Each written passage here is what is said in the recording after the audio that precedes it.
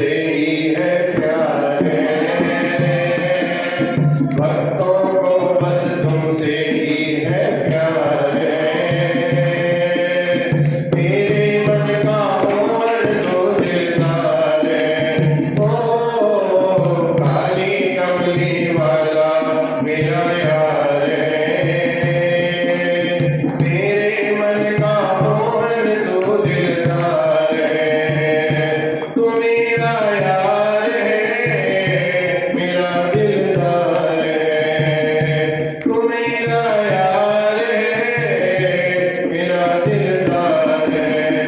काली कमली वाला मेरा यार है। मेरे मन का मोहन तो दिलदार है। काली कमली वाला मेरा यार है।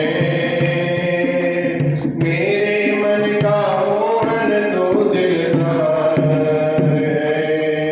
भरवा के बिहारी लाल की जय।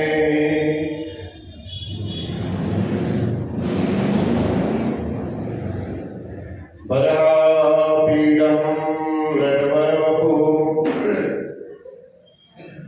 कर्णयोर्कर्णिकारं बिभ्रद्वासः कनककपिशं वैजयन्तीं च मालाम्। रन्ध्रान् वेणोरधरसुधया पूरयन् गोपवृन्दैः। वृन्दारण्यं स्वपदरमणं प्राविशद गीतगीतिः। सच्चिदानन्दरूपाय विश्वोत्पत्त्यादिहेतवे तापत्रयविनाशाय श्रीकृष्णाय वयं नमः। सिञ्चाङ्गनस्त्वदरामृतपूरकेण रासावलोककलगीत जहृच्छयाग्निं नो चेद्वयं विरहजाज्ञपयुक्तदेहा ध्यानेन यामपदयोः पदवीं सखेते। ध्यानेन यामपदयोः पदवीं सखेते। परम मंगलमय भागवत कथा अंतर्गत कल गोपियों का विरह, भगवान श्री कृष्ण के प्रति जो प्रेम था, अगाध प्रेम, भगवान ने गोपियों को बताया जब तुम भात की तरह हो जाओ, बिल्कुल परिशुद्ध, कोमल, एकदम कहीं से कठोरता न रहे, बिल्कुल एकदम कोमल हो जाओ, जहां से हाथ लगाओ वहीं से ढल जाओ, तब जाकर के तुम्हें प्रभु की प्राप्ति हो सकती है। तो भगवान ने जब गोपियों को बार बार बोला तुम क्यों आई हो, क्यों आई हो, गोपियों ने अपनी व्यथा सारी बताई। उसके बाद भगवान बड़े प्रसन्न हो गए। भगवान कहने लगे अच्छा गोपियों तुम चाहती क्या हो ये बताओ। तब गोपियों ने आज अपने मन के भाव भगवान के आगे प्रकट किए। कहा महाराज आप हमें अपने दिव्य अधरामृत से कृतार्थ करो, अभिसिंचित करो। धरती का जो अमृत होता है उसको बोलते हैं धरामृत। धरामृतम न भवति इति अधरामृतम। धरती का नाम है धरा, और जो सबको धारण करती है उसको धरा बोलते हैं, और उस धरा पर जो अमृत उपलब्ध होता है उसको बोलते हैं धरामृत। और जो अमृत इस धरा पर कहीं से प्राप्त न होवे उसको बोलते हैं अधरामृत, जो प्रभु के अलावा कोई और दूसरा उस अधरामृत को दे नहीं सकता।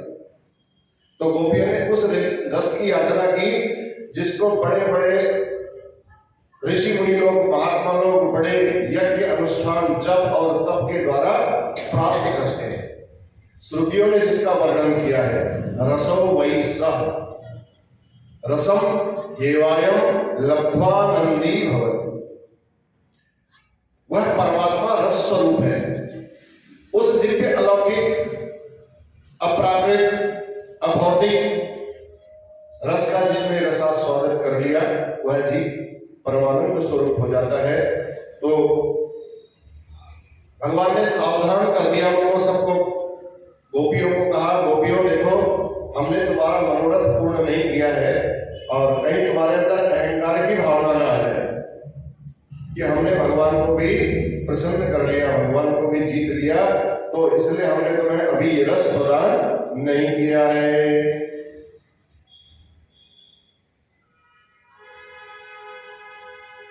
गोपियां कहती हैं प्रभु जीते जी हम तो याद कर ही रहे हैं, अगर जीते जी आपने हमारी नहीं सुनी तो मरने के बाद भी हम आपका ही ध्यान करेंगे, आपके अलावा हम किसी और का ध्यान नहीं करेंगे।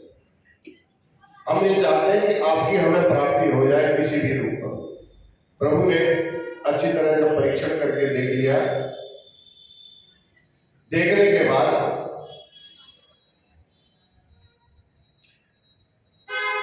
भगवान निकटतम पहुंच करके देवियों के, ब्रज बाबाओं के उस दिव्य रस की प्राप्ति भगवान कराने जा रहे थे। तो भगवान परीक्षण कर रहे थे, भैया कोई संसार का प्राकृत रस इनके अंदर तो नहीं रह गया, अभी कोई माया का कोई एक आध अंश इनके अंदर तो नहीं है। तो भगवान इनके अंदर की परीक्षा ले रहे थे, परीक्षण कर रहे थे, प्राकृत रस तो इनके अंदर नहीं है। तो पर गोपियों ने जब सब प्रकार से परीक्षा दे दी और कहा महाराज हम आपको चाहती है और हम सब कुछ त्याग करके यहाँ केवल आपके पास आई हैं, हमारा कोई प्रलोभन नहीं है आपसे, इस संसार से, केवल आपकी प्राप्ति ही हमारा एक प्रलोभन है। तब भगवान प्रसन्न हो गए। भगवान ने कहा भैया तुम परीक्षा में पास हो गई हो, आत्मा रामो प्यारी रमन। अब आत्मा राम प्रभु ब्रज बाबाओं के साथ प्यार करने लगे। जैसे ही गोपियों के साथ भगवान ने उनका मनोरथ पूर्ण करने के लिए भगवान ने नृत्य करना प्रारंभ किया गोपियों के साथ। गोपियां यही चाहती थी कि भगवान हमारे साथ नृत्य करें। जैसे ही थिरकना प्रारंभ किया तो गोपियों के आनंद का पारावार नहीं रहा, उनकी सीमा, प्रसन्नता की सीमा नहीं रही।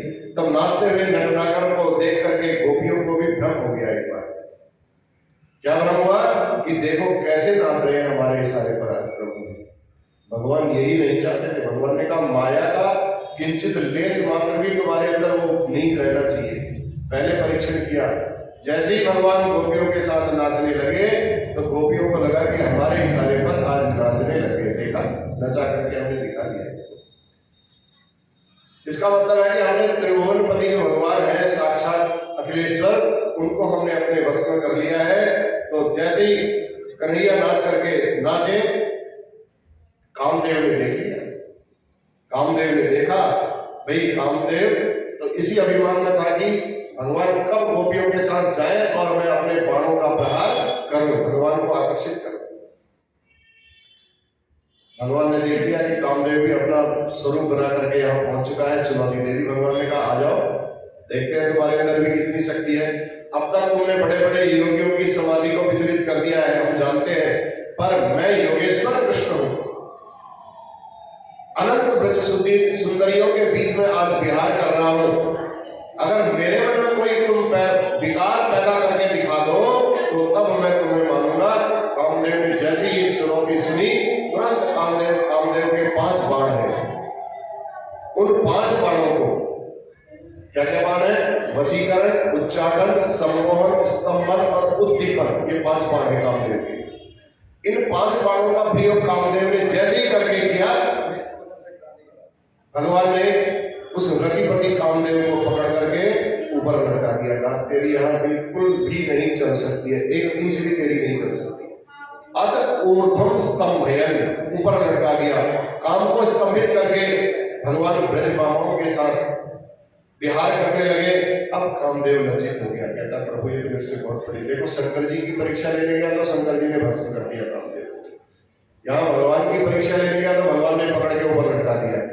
कहा तेरा प्रभाव हम पर बिल्कुल नहीं हो सकता है, हमारी ये भावना ही नहीं है, वासना की तो हमारे अंदर भावना ही नहीं है। इसलिए गोपियों के मन में भी जब ये अहंकार आ गया तो भगवान ने उनको भी ये सबक सिखाने के लिए कामदेव को ऊपर लटकाया। उस दिन से भगवान का कामदेव ने एक नाम रख दिया अच्युत। तब से भगवान का नाम अच्युत का रूप हो गया। न च्यवति स्वरूपात् इति अच्युतः, जो अपने स्वरूप पर स्थित है, अपने स्वरूप से कभी गिरते नहीं है, पतित नहीं होते, इसलिए भगवान का नाम हुआ अच्युत। अब काम का अभिमान भी नष्ट हो गया कामदेव का। अब कामदेव पराजित होकर के श्री कृष्ण भगवान की द्वारिका में भगवान श्री कृष्ण का पहला पुत्र बन करके आया प्रद्युम्न के कामदेव, वही कामदेव। नाचते नाचते भगवान ने ब्रज मामाओं को दर्शन दिया और जब उनका सौंदर्याभिमान जाग गया, एक होता है मान, एक होता है अभिमान। एक गोपी ऐसी थी जिसके अंदर मान था भगवान के प्रति, और सारी गोपियों के अंदर अभिमान जागृत हो गया कि हमने भगवान को अपनी उंगलियों पर नचाना प्रारंभ कर दिया है। जैसे ही गोपियों के मन में यह अभिमान हुआ, भगवान एक जिसके मन में मान था उस गोपी को लेकर के बाकी सब गोपियों के बीच से अंतर ध्यान हो गए। अब जब अंतर ध्यान हो गए, भगवान अंतर हृदय भगवती सहसे व्रजांगना। सुखदेव जी महाराज कहते हैं वो एक गोपी कौन थी, नाम नहीं लिया उस गोपी का। ऋषि मुनियों ने, विद्वानों ने इसका अर्थ ये लगाया, वह एक गोपी थी हमारी श्री जी राधा रानी थी। सुखदेव जी यहाँ पर नाम नहीं ले पा रहे थे, अगर उन्होंने नाम लिया तो परीक्षित जी की कथा अधूरी हो जाएगी, समाधि में चले जाएंगे 6 महीने। तो इसलिए भगवान गोपियों के हृदय में हित डालना चाहते थे, भाई इनका किसी प्रकार से उपकार हो, परोपकार हो। इसलिए भगवान उनके सामने से अंतरहित हो गए। तो अंत में जिसका हित छुपा हुआ उसको बोलते हैं अंतरहित। तो भगवान जैसे ही अंतरहित हुए, अपने बीच में भगवान को न देखकर ब्रज बामाओं को, गोपियों को ऐसा लगा जैसे कोई मणि वाला सर्प होता है, उस सर्प की मणि निकाल दी जाए तो वो निस्तेज हो जाता है। छटपटाओ की सारी गोपियां अपने प्यारे को ढूंढने के लिए चारों ओर दौड़ने लगी और प्रेम में इतनी पागल हो गई। अब जो पेड़ मिल रहा है, बरगद का पेड़ मिल रहा है, तो उसी से पूछ रही है, भैया तुमने हमारे कृष्ण कन्हैया को देखा क्या, यहां से जाते हुए? आपस में कोई गोपी बोल रही है, देखो कितने निष्ठुर हैं, आखिर तो है तो पुरुष जाति के ही ना, स्त्री हृदय की व्यथा को ये कैसे समझ सकते हैं? छोड़ो सब इनसे बात करना, हम चलते हैं तुलसी मैया के पास। तुलसी जी के पास गए, कहने लगे देवी बहन एक बात बता, तेरे बिना तो भगवान प्रसाद भी नहीं पाते, तेरे को पता होगा कि प्रभु गए तो गए कहां? अब तुलसी के पौधे के पास गए तो इतनी देर में चल गई हवा चली तो तुलसी का पौधा ऐसे ऐसे डूबने लगा। एक गोपी कहती है ये भी नहीं बताना चाहती, आखिर है तो ये भी सौंप ना हमारी, ये भी नहीं बताना चाहते। तुलसी को भी खरी खोटी सुना करके पुनः विष्णु लसत शोभने, तेरी शोभा हमारे गोविंद के पाद पद्मों से होती है और तू आज हमें बताने से मना कर रही है, तो इससे पूछना भी बेकार है।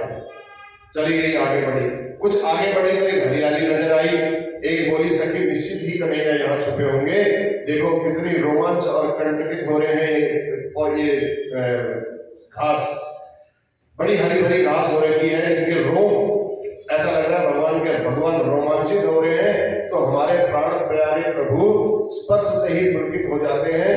तो इसका दूसरा कारण और क्या हो सकता है कि इसका मतलब है कि यहीं ये घास इतनी रोमांचित हो गई है तो यहीं कहीं आसपास में है।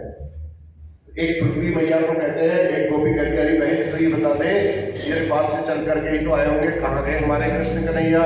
मानो पृथ्वी ने कहा, देवियों ये तुम्हारा भ्रम है, जो तुम ये हरियाली देख रही हो ना, ये हरियाली आज की नहीं है, तुम्हारे कृष्ण जब जन्मे नहीं थे तब से हरियाली है मेरी धरती पर। तो अच्छा, दूसरी गोपी कहती है हम ये मानने को तैयार नहीं है, तू ऐसा पृथ्वी को कहती है, धरा को। एक गोपी ने कहा जिसमें कृष्ण ये तुम्हारे बाके बिहारी जब 52 रूप बन करके आए थे, तुझे नाप रहे थे, उस समय भी मैं पृथ्वी थी, मैं हरियाली थी उस समय भी, तो तू ऐसा नहीं कह सकते कि प्रभु की कृपा से ही मैं यहाँ रोमांचित हुई हूँ। तीसरी गोपी ने कहा देख तू बिल्कुल गलत बोलती है, प्रभु की कृपा से ही तू आज इतनी हरी भरी हुई है। उसने कहा नहीं, उसने कहा जब हिरण्याक्ष और हिरण्यकश्यप दोनों भाई तेरे को लेकर के उठा करके रसातल में ले गए, तो तेरे को उठा करके कौन लेकर के आया नीचे से? हाँ, पृथ्वी मैया समझ गई कि मेरे से गलती हो गई, मैं प्रभु की कृपा से ही मैं आज इस पृथ्वी पर टिकी हूं, इसलिए मैं धरित्री देवी हूं। किम ते कृतं क्षिति तपोपत केशवांग्रीस स्पर्शोत्सवो पुलकितांग हरैर्विभासी रुहैर्विभासी अप्यंग्रिसं भव कुरुक्रम विक्रमाद्वा आहो वराह वपुसः परिरंभणेन। जो प्रेमी विरही होता है उसको ये बोध नहीं रहता है कि मैं किससे क्या बात कर रहा हूं, कैसी बात कर रहा हूं। गोपियां गोविंद का पता पूछती पूछती उन्मत्त होकर के विचरण कर रही हैं। इतना सब ढूंढने पर भी जब नहीं मिले गोविंद, तब गोपियों ने एक युक्ति की। उन्होंने बोला अब हम आपस में कोई कंस बन जाती है, कोई पुतना बन जाती है, भगवान की लीला करते हैं। क्या पता भगवान अपनी लीला को देख करके तुरंत आ जाए हमारे पास। गोपियों ने अनेक अनेक प्रकार की लीला की। किसी ने गोवर्धन भी उठा लिया, गोवर्धन की लीला भी कर दी। माँ भैष्ट वात वर्षाभ्याम तत्राण विहितम मया। गोपियां आपस में ही कह रही है बिल्कुल तुम डरो मत, कृष्ण कन्हैया की तरह मैंने इस गोवर्धन को उठा दिया है, तुम्हें किसी प्रकार का कष्ट नहीं आएगा। कृष्णो हम पश्चितागतिम। देखो देखो, भगवान भी इसी चाल से चलते थे। भगवान भी जब माता यशोदा के पास जाते थे तो ऐसे डर डर के भी जाते थे और ऐसे दौड़े दौड़े भी जाते थे। कई प्रकार की लीलाएं दिखा रही है। तब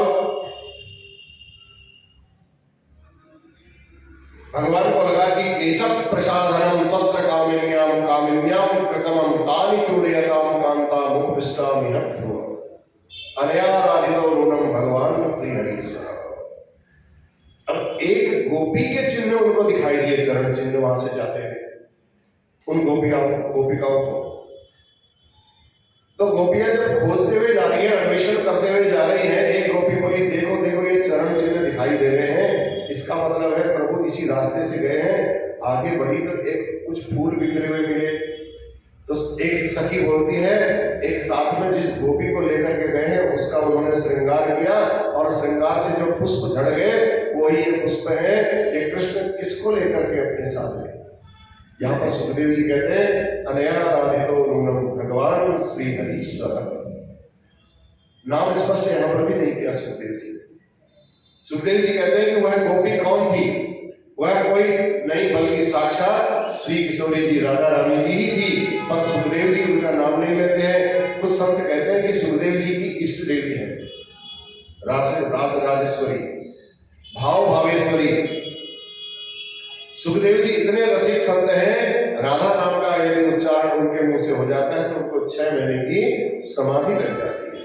तो इसलिए परीक्षित को कथा सुनाते समय सावधान है। यहाँ पर राधा शब्द का कहीं प्रयोग नहीं किया उन्होंने, तो इसलिए सज धज करके सावधान होकर के कथा सुना रहे हैं। तो वक्ता जो होता है कभी भाव में हमारे आंखों में अश्रुपात हो जाता है। तो क्या वक्ता के आंखों में नहीं होता होगा अश्रुपात? होता होगा, लेकिन वक्ता को स्वतंत्रता नहीं है, श्रोता को स्वतंत्रता है। वो किसी भी भाव में डूब सकता है, लेकिन वक्ता को स्वतंत्रता नहीं होती है। इसलिए सुखदेव जी महाराज को स्वतंत्रता नहीं है यहाँ पर। इसलिए न पारे हम चलितुम नमाम यत्र देवनः। अब राधा रानी जी भगवान से कहती है प्रभु यहां तक तो जैसे कैसे मैं आपके साथ आ गई, अब मैं चलने में असमर्थ हूं, अब मेरे से चला नहीं जाता है। बड़े कोमल कोमल पांव थे, कहा अब मेरे से आगे नहीं चला जाता है। न पारे तुम चलितुम, अब मैं इसके पार नहीं जा सकती हूँ। तब भगवान बोले स्कंदा आरुह्यताम, आओ मेरे कंधे पर बैठ जाओ। तब किशोरी जी ने जैसे ही कंधे पर बैठने के लिए कदम उठाया, भगवान तुरंत वहां से भी अंतर ध्यान हो गए। सावधु रन्वतप्य। अब सावधु बोला सुखदेव जी ने, सा राधा रानी नहीं बोला, सा राधा नहीं बोला, सावधु। वधु माने वही राधा जी। इशारे इशारे में बोला सब, लेकिन राधा नाम स्पष्ट नहीं बोला। तो वह वधु भी एकदम संतप्त होकर के अब और सखियों की तरह वह भी विरह में मूर्छित होकर के वहां पर गिर पड़ी। कहने का भाव है पर वधु कह करके सुखदेव जी ने संकेत दे दिया, राधा नाम नहीं लिया, क्योंकि राधा नाम है बड़ा कीमती। जो वस्तु जितनी कीमती होती है उसको उतनी जल्दी लॉकर में छुपा करके रखते हैं। अब मेहमान कोई घर पर आ जाते हैं तो घर दिखाने तो ले जाते हैं, लॉकर थोड़ी दिखाते हैं। लॉकर जो बहुत परम प्रिय होगा उसी को दिखाया जाएगा, चाहे अपने बेटे को दिखाओ, चाहे पोते को दिखाओ, चाहे बहू को दिखाओ, चाहे नाती को दिखाओ, चाहे बेटी को दिखाओ। जो परम प्रिय होगा उसी को लौ पर दिखाया जाएगा। तो कहने का मतलब है ये राधा नाम, राधा तत्व का रत्न जो है, राधा नाम का जो तत्व है, ये सुखदेव जी महाराज ने शब्दों की तिजोरी में इतना छुपा करके रखा है कि भगवान के परम वैष्णव अनन्य रसिक हैं, वह उस तिजोरी को खोल करके उस रत्न को दे सकते हैं। कोई साधारण मनुष्य इसमें राधा नाम शब्द नहीं निकाल सकता है। जो परम वैष्णव होंगे, भगवान के भक्त होंगे, वही राधा नाम को निकाल सकते हैं, खोज सकते हैं। जब अन्वेषण करती हुई गोपियां आ रही थी तो किशोरी जी की रास्ते में मिल गई राधा रानी जी। किशोरी जी की वो अवस्था देख करके स्पृहा तो उनकी समाप्त हो गई। चलो वो जो गई थी वो भी मिल गई। गोपियों के मन में एक बात तो आ गई। अब गोपी की व्यथा को देख करके सब गोपियां उसके विरह में उसका साथ देती हैं राधा रानी का, और राधा रानी को लेकर के वापस यमुना तट पर आई और यमुना तट पर मिलकर के गोपियों ने बहुत मधुर गीत गाया, सुंदर गीत गाया और कहा बहन, यदि इस गीत को सुनकर के गोविंद नहीं आए तो हम यमुना जी में ही अपने शरीर का विसर्जन कर देंगे। ये लास्ट चेतावनी है, वार्निंग है, लास्ट अंतिम चेतावनी देकर के बड़े सुंदर भाव विह्वल होकर के श्रीमद् भागवत का ये सबसे सुंदर गीत है, इसको बोलते हैं गोपी गीत। कनक मंजरी छंद है इसका, इस गीत का नाम गोपी गीत है। थोड़ी देर मैं गाऊंगा, आपकी समझ में आए तो याद होगा तो गाइए आप लोग। जयति तेधिकं जन्मना व्रजा श्रयत इंदिरा सस्वदद्रहि दयित दृश्यतां दिक्षुतावका वैदृतास्तवास्त्वां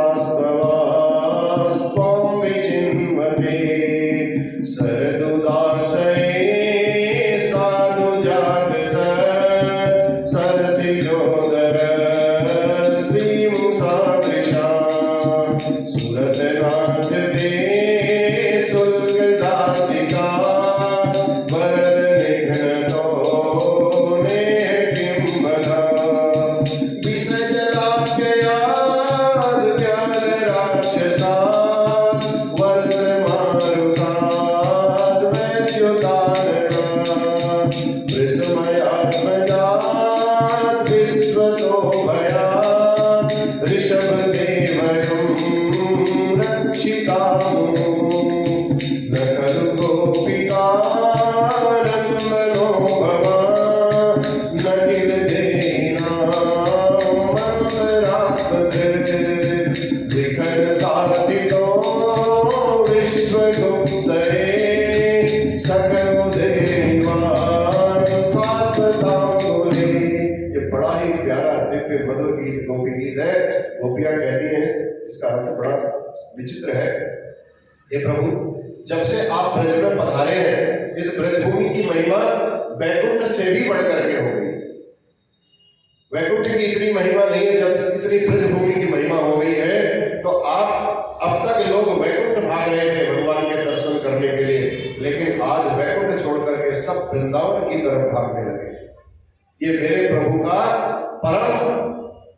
प्रभु की परम कृपा है, मेरे प्रभु का परम आशीर्वाद है, जिसके कारण आज सभी लोग वृंदावन की तरफ भाग रहे हैं। बोलो बांके बिहारी लाल की। क्योंकि वैकुंठ में जाना बड़ा मुश्किल था, पहले तो कोई पहुंच ही नहीं सकता वैकुंठ तक। अब भगवान की तरह थोड़ी है कि कुएं में छलांग मारो और मैं वैकुंठ दिखा देता हूं। तो प्रभु ने करवा दिया चमत्कार ब्रजवासियों को। नहीं तो योगी लोग ध्यान करते रहते हैं, पूरा शरीर सुखा देते हैं, दीमक लगा देते हैं, तब भी जाकर के वैकुंठ के दर्शन नहीं होते। तो आज वैकुंठ के स्थान पर ब्रज की इतनी महिमा बढ़ गई, तो ये प्रभु आपका ही आशीर्वाद है, आपकी ही विशेष कृपा है। आपके दर्शन के लिए इतनी लंबी कतार लगानी पड़ती है, लेकिन उस कतार में लगने के बाद एक बार एक झलक आपकी प्राप्त हो जाती है तो सारी थकान दूर हो जाती है। और आज भी वृंदावन में हमें पता नहीं है कि अब आप कहां पर मिल जाओ। हमें जरूरी नहीं है कि बिहारी जी के मंदिर में ही आप मिलोगे, कभी आप किसी गोपी के साथ नाचते हुए भी किसी रूप में मिल सकते हो। कोई बाबा जी मिले आपको, बजा रहे हैं, भगवान का भजन करते करते जा रहे हैं, उसी रूप में आप कहीं न मिल जाओ। कहीं गायों के पीछे जंगल में भागते भागते आप न मिल जाओ। आप हर जगह कहीं ना कहीं वहां आज भी मिलते हैं। सबके लिए आज की डेट में भी आप सुलभ है उस वृंदावन। जब पशुओं को, गायों को, बानरों को आप मिल जाते हैं, देखो वहां के बंदर भी भगवान की छवि को देखते रहते हैं, वहां की गायें भी देखते रहती है। जब जानवरों के लिए आप सुलभ हो तो हमारे लिए आप सुलभ कैसे नहीं हो सकते हो बताओ। तो ब्रजमंडल की बड़ी अद्भुत महिमा गाई, औरों की तो क्या बात करें। ऐश्वर्य की अधिष्ठात्री भगवती लक्ष्मी का नाम है चंचला। एक जगह पर लक्ष्मी देवी टिकती नहीं है, लेकिन जब ब्रज में आई तो उन्होंने भी अपनी चंचलता को छोड़ दिया और वहीं वास करने लगी, नित्य वास करने लगी। अचल होकर के बैठे, दैत दृश्यता दीक्षुताव का, वो आपका दर्शन ही करते रह गई, उठ ही नहीं पाई, वहां से हिल ही नहीं पाई, निहारते रह गई प्रभु। जो लक्ष्मी चंचला होकर के वहां टिक गई, तो इसका मतलब है वो ब्रजधाम वैकुंठ से भी श्रेष्ठ होगा ही होगा। तो प्रभु आप प्रतिज्ञाएं तो आपने बड़ी बड़ी लंबी लंबी करते हो, ऐसा कहते हो जो एक बार मेरा हो जाता है मैं उसको सब प्रकार से अभय कर देता हूं। लेकिन आज हम सब प्रकार से तुम्हारी होकर के वन वन में भटक रही हैं, तुम्हें फिर भी नहीं दिखाई पड़ रहा है। अब अपनी आंखों से देखो कि वास्तव में हम तुम्हें वन वन में भटक करके तुम्हारी होकर के घूम रही हैं या नहीं घूम रही। अपनी आंखों से देख करके जब आप देखोगे तो आपको पता चलेगा क्या तुम्हें अच्छा लग रहा है। हम ऐसे वन वन भटक रही है अपना घर बार छोड़ करके तुम्हारे पीछे पीछे, तुम्हारे होने पर भी कोई जीव भटके तो ये तो आपके ऊपर धब्बा लगेगा प्रभु। देखो गोपिकाओं का कितना प्रेम था, प्रभु से कुछ भी कह देती थी, अनन्य प्रेम की पराकाष्ठा है। आज आप अपनी सारी प्रतिज्ञाएं भूल गए और कहते हो कि यहां क्यों आई हो, क्यों भटक रही हो। प्राणों से भी कोई अपने पृथक रह सकता, अलग रह सकता, आप तो हमारे प्राणधन हो। तो हमारे प्राण जब आप हो वही धृतास हो, तो हमें लेने के लिए यमराज भी आते हैं। तो यमराज हमारे हृदय भवन में जब प्राण ढूंढते हैं ना, तो उनको प्राण मिलते ही नहीं, होगा इनमें तो प्राण ही नहीं है। क्यों नहीं है प्राण? क्योंकि जो एक प्राण था उस प्राण को तुम हर करके ले गए हो। अब जब प्राण ही नहीं है तो यमराज खाली वापस लौट के चले जाते हैं। त्वयि धृतास सवास त्वं विचिन्वते। इसलिए अपना प्राण रूपी पक्षी उसको पाने के लिए हम बार बार आपके पीछे भाग रही। हमारा प्राण क्यों लेकर के गए आप? कुछ नहीं तो हमारे प्राण ही लौटा दो। प्राण भी लेकर के चले गए और मिलना भी नहीं चाह रहे हो। यदि तुम्हें मारना ही था तो हमको इतनी बार बार तुमने इस ब्रज में बचाया क्यों? आप कृपा करके ये बताओ। अब तक तो हम कब की मर गई होगी। इतने बड़े बड़े राक्षस इस गोकुल में आए, इस ब्रज में आए, आपने वो तो पूरे ब्रज को उजाड़ करके 1 मिनट में आग लगा के चले जाते। आपने पता है क्या क्या कर दिया, सब प्रकार से हमारी रक्षा कर दी, हमें बचा दिया। क्या इसी दिन के लिए, इसी रोने के लिए आपने हमें बचाया था? इसी रुदन के लिए आपने हमें बचाया था? वरद निग्रत और नेह किम बधाव, आपने हमारी इतनी रक्षा की है। यदि कोई वृक्ष भी लगाता है, उस वृक्ष पर कांटे कांटे हो, अगर उसके घर के आगे लग गया, उसने पाल लिया है, तो उसका मन एक बार के लिए होता है कि उस वृक्ष को मैं न काटूं, क्योंकि पाल करके उसने बड़ा किया। कांटे लग गए उसमें तो लग गए, वो भी सोचता है चलो उधर को ना जाएंगे कोई बात नहीं, लेकिन हरा भरा तो रहेगा, शोभा तो रहेगी। तो वो जो वृक्ष को लोग नहीं काटना चाहते हैं, तो आपने हमको इतना पाला पोसा, अब आप हमको काटना चाहते हो? अरे विषैलाई वृक्ष समझ लो, सामने अपने पास बताने दो, लेकिन अपने सामने तो खड़े रखो। आप किसी भी तरीके से हमारे इस अनुग्रह को, इस आग्रह को स्वीकार करो हे प्रभु। इसलिए हम आप यहाँ से त्याग करके जाना चाहते हैं, पर आपकी मिलन की उत्कंठा हमें आपसे हमें मिलने की उत्कंठा आपसे मिले बिना यहाँ से जाने नहीं देती। अब बताओ आप कैसे पालनहार हो?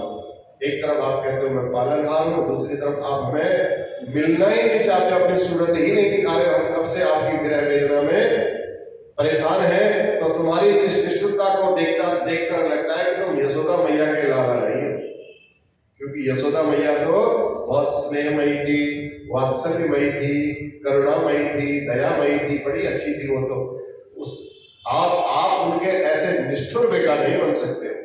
इसका मतलब यशोदानंदन नहीं हो। नखल गोपिका नंदन, आप यशोदानंदन नहीं हो सकते। सुना है आप भक्तों का कल्याण करने के लिए आए। यहाँ ऋषि मुनि लोग आते हैं, गर्गाचार्य जी जैसे विद्वान लोग आते हैं, वो कहते हैं जी ये तो भक्तों का कल्याण करने के लिए आए हैं, ब्रह्मा जी की प्रार्थना पर विश्व का कल्याण करने के लिए आए हैं, परित्राणाय साधूनाम विनाशाय च दुष्कृता। आप सब इन चीजों के लिए आए हो, पर क्या हम आपके भक्त नहीं है? जब भक्तों का उद्धार करने के लिए आए हो, भक्तों की प्राण रक्षा करने के लिए आए हो, तो फिर हमारा कल्याण क्यों नहीं कर रहे हो? इस संकट से हमारा उद्धार क्यों नहीं कर रहे हो? यदि अंतर्यामी हो तो भीतर की भावना को क्यों नहीं समझ रहे हो? ये संकेत दे रही है कि हमारे अंदर अभिमान का जो घर है, अगर तुम्हें लगता है कि हम अभिमानी हो गए हैं, तो आपके पास तो ऐसी कला है, उस अभिमान को आप 1 मिनट में निकाल सकते हो बाहर। आप ऐसा ही कर दो। अब जब आपने 101 फुट वाले नाग के सिर पर पांव रखा, उसका विष निकाल दिया अंदर से, तो क्या हमारे अंदर के अभिमान को नहीं निकाल सकते? इतना छोटा सा अभिमान कौन सी बड़ी बात है आपके लिए? फणिफणार्पितं ते पदाम्बुजं कृणुकुचेषुना कृन्दिरिच्छयम्। कालिया नाग का उस विष को आपने निकाल दिया, उसके ऊपर आपने डांस किया, डांस करने से पांव का प्रहार हुआ तो उसका विष भमन हो गया। और क्या ये चरण हमारे हृदय पर स्थापित होकर के हमारे अभिमान रूपी विष का भमन नहीं कर सकते हैं? तो इस प्रकार तव कथामृतम तप्त जीवनम कवि विराट भिरीडितम कल्मषापहम, ये सद्गुण संपन्न आपका कथामृत तप्त जीवनम तप्तानम जीवनम, संसार में जो 3 प्रकार के ताप है, दैहिक दैविक भौतिक, इनसे नव जीवन प्रदान करने वाला है। और इति तव अर्थात जो आपके कथामृत में स्नान कर लेता है, गोपियां कहती है, उसके सारे ताप नष्ट हो जाते हैं। ये सबसे बड़ी विशेषता है। जो स्वर्ग का अमृत है, उस अमृत को पीने वाले देवताओं का पुण्य तो धीरे धीरे क्षीण हो जाता है। देखो बड़ी अच्छी बात है। पर जीव के जितने पाप हैं, वो कथामृत का पान करते करते वो सारे पाप धीरे धीरे धुलते जाते हैं, और सारे पाप जब नष्ट हो जाते हैं, जीव के पाप का विनाश करके आप कथामृत प्राप्त करके अपने परम पद तक पहुंचा देते हो। संसार करदम मालेप प्रक्षालन पटीयसी, भगवान की कथा कैसी है? संसार के कीचड़ को धो देने वाली है। सबसे बड़ी विशेषता यह है कि जितने भी अन्य पुण्य हैं, फल तो देते हैं लेकिन थोड़े समय बाद देते हैं। लेकिन आज पुण्य किया तो कहीं जन्म जन्मांतर में जाकर के आपको उसका फल मिलेगा, लेकिन कथामृत में कोई उधार खाता नहीं है। कथामृत तो ऐसी है, आज आपने इसको पिया, हरि कथामृत में कोई उधारी नहीं होती है। आज पियो, आज इसका फल प्राप्त करो। नगद नारायण लो, तुरंत लो। गोपियां कहती है प्रभु स्वर्ग सुधामृत पीने वाले देवताओं के सुकृत जो अच्छे कर्म होते हैं धीरे धीरे वो क्षीण हो जाते हैं, और थोड़ा थोड़ा इसलिए वहां पिलाया जाता है। पिलाया भी क्या जाता है? सुमाया जाता है। एक घड़े में तो निकला था अमृत, अब उस घड़े को रोज देवताओं को थोड़ा एक मुंह भी पिलाएंगे तो खत्म हो जाएगा। खाली ऐसे ले जाते हैं, घड़ा सुमा देते हैं, बस सुनते रहो भैया, फिर और भी तो यहाँ आएंगे पुण्य वाले। लेकिन वो तो खाली सुमाया जाता है। लेकिन आपका जो ये कथामृत है, ये कथामृत जितना पीना है उतना पियो, जी भर के पियो, ये कभी कम होने वाला नहीं है। तब कथामृतम हरि अनंत हरि कथा। तो इसलिए हरि कथामृत में कृपणता करने की आवश्यकता नहीं है, इसको जिंदगी भर पीते रहो, जितना चाहो उतना पियो, कृपणता करने की कोई आवश्यकता नहीं है। ये अमृत ऐसा है, कथामृत कभी समाप्त होने वाला नहीं है। हरि सर्वत्र गीयते। तो शास्त्रों के पात्र बनाए व्यासी ने, उन शास्त्रों के पात्रों में खूब चकाचक ये कथामृत का रस भर दिया उन्होंने, और ये अमृत रस ऐसा भरा कि ये कभी समाप्त होने वाला नहीं है, इसको जीवन भर पीते रहो। इसलिए गोपियां कहते हैं, हे प्रभु आपके कथामृत का जो दान करते हैं, उनसे बड़ा दाता इस संसार में कोई दूसरा हो ही नहीं सकता है। दुनिया में उससे बड़ा दाता कोई हमें आज तक नहीं दिखा। उससे बड़ा कौन हो सकता है जो आपके कथामृत का दान करता है। तब गोपियां कहती हैं प्रभु आपके दर्शन के समय में कभी कभी हमें ऐसा लगता है पलक ऐसे झपकती है ना, पलक झपकती है तो हमें क्रोध आ जाता है ब्रह्मा पर भी। क्या ब्रह्मा ने सृष्टि बनाई 2 मिनट के लिए पलक झपकी, बिहारी जी के दर्शन से रुक गए। प्यास हमारी ऐसी थी, हम आपके दर्शन की लालसा में ब्रह्मा जी को भी गाली दे देती है कभी कभी, इतना प्रेम करती है हम आपसे। क्यों पलकें बनाई ब्रह्मा जी ने, मूर्ख थे। त्रुटि युगायते त्वाम पश्यताम, त्रुटि कर दी उन्होंने तुमको न देखने की वजह से। इसलिए जब पलक गिरने का व्यवधान असहनीय हो जाता है तो ये घंटे कितने युगों के समान व्यतीत होते हैं आपके पीछे ढूंढने के लिए। अब हम ज्यादा भागेंगे नहीं और छुपने के लिए आप भागते रहो जहां भाग रहे हैं। अब हमारे मन में इसलिए डर लगती है, हम आपको इसलिए नहीं भगाना चाहते हैं। आप अंधेरे में भागते हो, ब्रज वीथियों में, ब्रज की गलियों में, कहीं कांटे चुभ गए आपके पांव में, वो कांटे चुभने से जो विरह वेदना, जो वेदना आपको होगी, अगर वो वेदना हमारे हृदय में वो कांटों से क्या, वो सूल के समान चुभेगी। अगर आपके मन में थोड़ा सा भी कष्ट हो गया तो इसलिए हम तो अपने वक्षस्थल में आपके पांव रखते समय भी सोचती है कि वक्षस्थल में पांव रखने से हमारा वक्षस्थल कहीं कठोर ना हो, आपके पांव में पीड़ा न हो जाए। इतने आपके कोमल चरण है प्रभु। इस कंटका किरण मार्ग में आप क्यों घूमते हो, ये विचार करने मात्र से हमारा हृदय व्यथित हो जाता है। जब कृष्ण दर्शन की लालसा में ब्रजांगनाएं व्याकुल होकर के विलाप करने लगी, तब बिहारी जी फिर अपने को रोक नहीं पाए, ज्यादा देर अपने को छुपा नहीं सके। तासामाविर्भूत छौरी स्मयमान मुखाम्बुजः पीतांबरधरा सृग्वी साक्षात् मन्मथ। गोपियों की इस विकलता को देख करके भगवान तुरंत ब्रज गोपियों के बीच में प्रकट हो गए। भगवान के बिहारी लाल की। जब गोपियों के बीच में प्रकट हो गए, उस दिव्य छटा को देख करके गोपियों को लगा कि जैसे उनका शरीर बिल्कुल मर चुका था, उसमें किसी ने प्राण का संचार कर दिया। भगवान के उपस्थित होते ही, प्रकट होते ही चारों तरफ से गोपियों का प्रेम उमड़ पड़ा। एक गोपी अब गुस्से में भी आ गई, ऐसे बिल्कुल टेढ़ी करके देख रही है, इतनी देर से हम चिल्ला रहे थे, कितने दिनों से हम कथा सुनते सुनते परेशान हो गए, तुम्हारी कथा करते करते तुम्हारे दर्शन ही नहीं हुए। भ्रुकुटी टेढ़ी कह करके कुछ कहना चाहती है लेकिन कह नहीं पा रही है मुंह से। कहीं अनुचित लग गई मेरी कोई बात, कहीं भाग न जाए, इस भावना से कोई बात नहीं कह रही है। और कोई कहती है, कोई गोपी कहती है कि हमें तो अभी भी विश्वास नहीं हो रहा कि सपने में तो नहीं बैठे हैं हम लोग, इनके गीत गा गा करके हमें लग रहा है कि सामने आ गए हैं, कहीं सपना तो नहीं हो रहा है। तो कई प्रकार से गोपियां माधव को अपने हृदय के कमरे के में बैठा करके पलकों के उन्होंने कपाट बंद कर लिए। इसलिए बंद कर लिए कि एक बार देख लिया है कहीं ये अंदर आ गए हैं, कहीं ये बाहर आंख खोली तो हमने बाहर ना निकल जाए, इसलिए कमरे में कैद कर लिया। हृदय कृत्य निमील्य जाओ, हृदय में जैसे अंदर धारण किया और आंखें बंद कर ली, निमीलित कर ली। तो बड़े बड़े योगियों को जो आनंद प्राप्त होता है परीक्षित, वह ब्रह्मानंद उस ब्रज बामाओं को आज नेत्र बंद करके प्राप्त हुआ। अब अंत में गोपियों ने घेर करके पूछा, प्रभु संसार में 3 प्रकार के लोग हमने देखे हैं। एक वह है जो प्रेम के बदले में प्रेम करते हैं, और एक वह है कि हम तो प्रेम कर रहे हैं, तुम करो चाहे ना करो, एक तरफ। और एक वह है जो किसी से प्रेम करना जानते ही नहीं है। भगवान कहते हैं इसका मतलब क्या हुआ देवियों, जो प्रेम के बदले में प्रेम करे क्या उसे प्रेम ही नहीं कहते, ये व्यवहार कहते हैं उसे। प्रेम के बदले में प्रेम हो गया तो व्यवहार हो गया, प्रेम नहीं हुआ। और हम तो प्रेम कर रहे हैं, तुम करो या ना करो। ऐसी प्रीति किसकी होती है, माता पिता की होती है। माता पिता अपने बच्चों पर प्रेम करते ही करते हैं, चाहे बच्चे करें चाहे ना करें। और जो किसी से प्रेम नहीं करते हैं वो होते हैं 4 प्रकार के लोग। कौन कौन होते हैं, आत्माराम, आप्तकाम, अकृतज्ञ और गुरुद्रोही।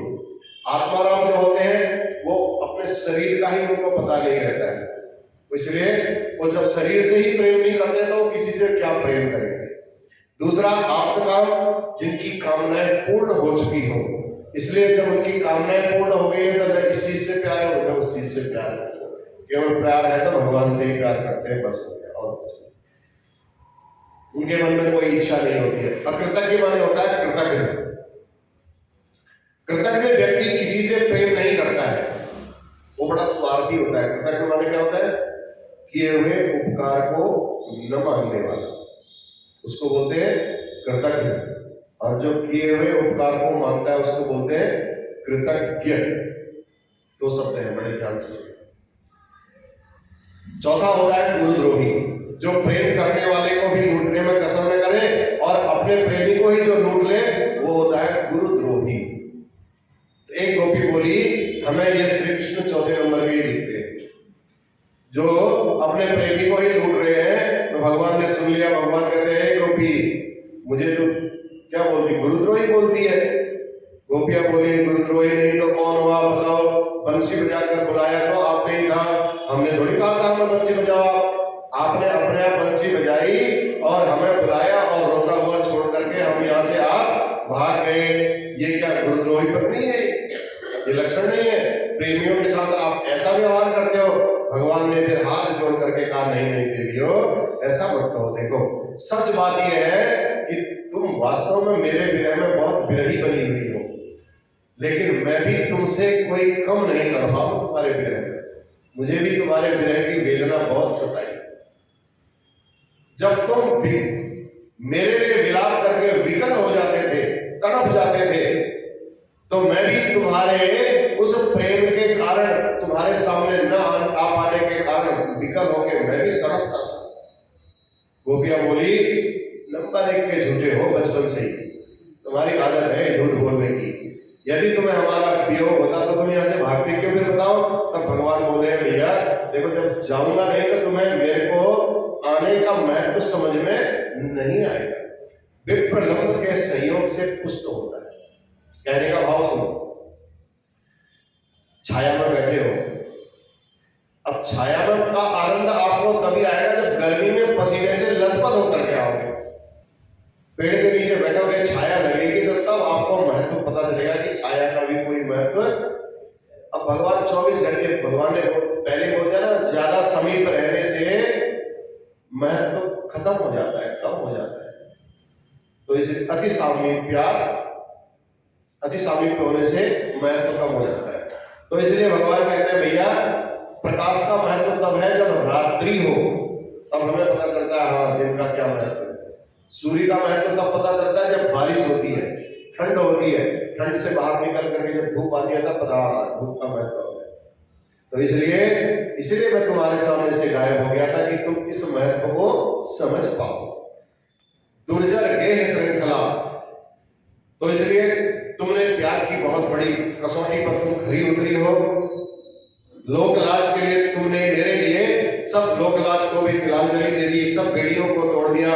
इसलिए तुम्हारे इस महात्याग के सामने में मैं क्या दे सकता हूं? मैं कुछ नहीं दे सकता हूं, कुछ मेरी समझ में नहीं आता है। अब आप अपने ऋण से मुझे उऋण करो देवियों, मैं उऋण हो नहीं पाऊंगा, अन्यथा मुझे सामर्थ्य नहीं दिखेगी।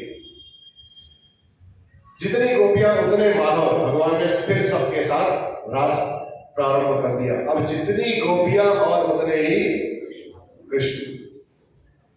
हम कहीं बच्चा होता है ना, छोटा बच्चा कहीं म्यूजियम में जाता है तो देखता है, शीशे पर देखता है तो उसको चारों तरफ से अपना ही चेहरा दिखाई देता है। ऐसे ही हम जीवात्मा सब भगवान का ही तो रूप है सब। आज सारे जीवात्माओं को भगवान ही भगवान चारों तरफ दिखाई दे रहे हैं। इसके अतिरिक्त जितनी गोपियां हैं रास मंडल में उपस्थित थी, उतनी गोपियों के घर भगवान पहुंच गए और जो काम अधूरा छोड़ करके आई थी सब अपने अपने काम को संभालने लगी। प्रत्येक ग्वाला गोपी अपने घर में काम करते देखे। इसलिए नासुवेन खलु कृष्णाय मोहितास तस्य माया, ऐसी अद्भुत भगवान की रासलीला गोपियों के साथ भगवान ने दिव्य महारास प्रारंभ किया। तब सुखदेव जी कहते हैं जैसा प्रसंग होता है वैसी ही छटा भी होती है। तो भगवान के दिव्य महारास में जैसे मेघ मंडलों में विविध प्रकार की, अनेक प्रकार की बिजलियां चमकती हैं, ऐसे ही कन्हैया श्याम छटा के बीच वो जो गौर वर्ण वाली गोपियां हैं, गोपांगनाएं हैं, उनके सामने में दामिनी की तरह दमक रहे हैं। दूसरा दृष्टांत दिया सुखदेव महाप्रभु ने, जैसे नन्हा बच्चा शीश महल में, जैसे मैंने बताया शीश महल में अपने अनंत प्रतिबिंब देखता है, ऐसे ही गोपियां आज सब अपने अपने सामने में भगवान के उस रूप को देख रही हैं। रेवे रमेशो ब्रज सुंदरी भी यथार्भक स्वप्रतिबिंब विभ्रमा। अर्भक माने बच्चा, जैसे बच्चा अपने बिंब को चारों तरफ देखता है और बड़ा प्रसन्न होता है, ऐसी गोपियां भी प्रभु को चारों तरफ देख रही है, आज देख करके बड़ी प्रसन्न है। तो सब प्रतिबिंब परमात्मा के ही है, परमात्मा बिंब है, जीवात्मा प्रतिबिंब है, इसलिए अपनी ही प्रतिबिंबता ब्रज बाबाओं के साथ आज बिहारी जी रमण कर विहरण कर रहे हैं। इस छटा को हमने भी ऐसे हृदयंगम करना चाहिए, और जब इस छटा को देखते देखते भोले बाबा से भी रहा नहीं गया, तुरंत भोले बाबा भी वहां पहुंच गए। अब भोले बाबाओं को देख करके गोपियों ने क्या कहा है कल बताएंगे आपको, कल इसका प्रसंग बड़ा अच्छा है, सुनाएंगे। भोले बाबा से भी भगवान के उस दिव्य महाराज को देखे बिना नहीं रहा गया। जब गोपियों ने भगा दिया तो भगवान कौन सा स्वरूप धारण करके आए, फिर ये कल बताएंगे। बोलो बाके बिहारी लाल की जय। जय जय नारायण नारायण हरि हरि भजो नारायण नारायण हरि। मणिहारे का भेष बनाया श्याम चूड़ी बेचने आया। मणिहारे का भेष बनाया श्याम चूड़ी बेचने आया। चोरी कांधे धरी उसमें चूड़ी धरी, चोरी कांधे धरी उसमें चूड़ी धरी। गलियों में शोर मचाया श्याम चूड़ी बेच। ये भी तो महाराज ही है, भगवान का गोपियों के बीच में पहुंच गए चूड़ी बेचने के लिए। गलियों में शोर मचाया श्याम चूड़ी बेचने आया। राधा ने सुनी ललिता से कही, राधा ने सुनी ललिता से कही। मोहन ने तुरंत बुलाया श्याम चूड़ी बेचने आया।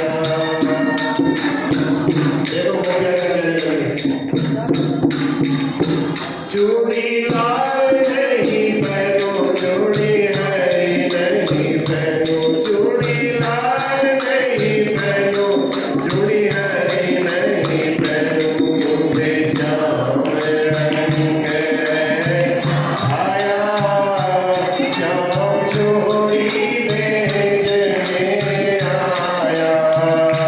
राधा पहनने लगी श्याम पहनावे लगे, राधा पहनने लगी श्याम पहनावे लगे। राधा ने हाथ बढ़ाया श्याम चूड़ी बेचने आया। राधा कहने लगी तुम हो